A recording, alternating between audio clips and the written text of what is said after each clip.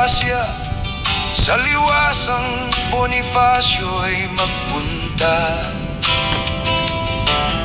upang suportahan si Congressman Leandro.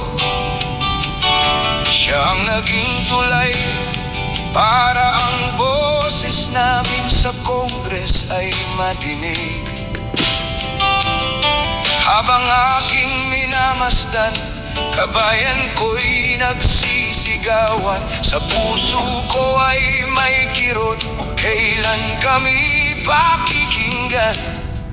Kailan ang hiling namin ay makakamit? Ang Evas ay